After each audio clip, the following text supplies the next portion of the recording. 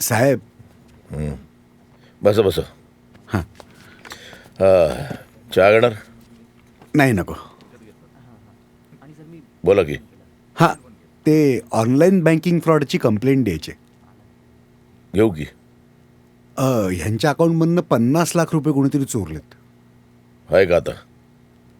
आता 50 लाख म्हणजे काय कमी झाले का? फारच डेंजर झाले सगळीकडे. हे का तुमचं नाव, पत्ता, बँकेचं नाव, बँकेचा अकाउंट नंबर, तुमचं ईमेल आय डी लिहून ठेवा. पेन. हे काय त्यासाठी ठेवले ते? हां, थँक्यू. हां.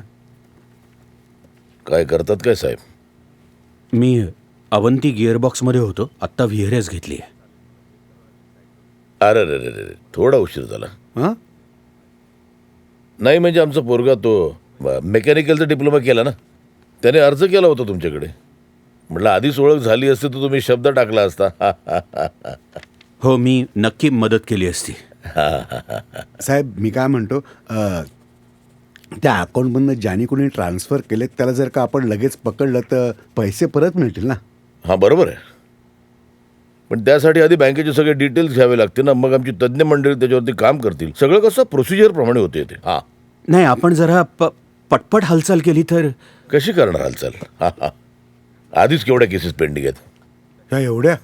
हां, मग काय करणार? सगळ्या इंटरनेट क्राईमच्या केसेस आपल्याकडेच येतात ना.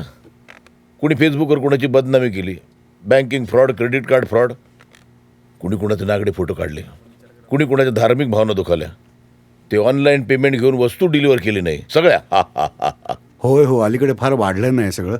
पण चांगलं आहे. हां. हां, म्हणजे डोक्याला जरा काम मिळालं ना. काय हॅकर्स लोक ना नवीन नवीन आयडियाज काढतात क्राईम करायच्या, ते सोडवायला मजा येते. आपण स्वतः मागून घेतली ही सायबर क्राईम डिव्हिजन. हा हा. हो का? अरे वा. साहेब, पण माझे पैसे परत मिळतील ना? प्रयत्न करणं आपल्या हातात आहे, ते आपण करत राहायचं.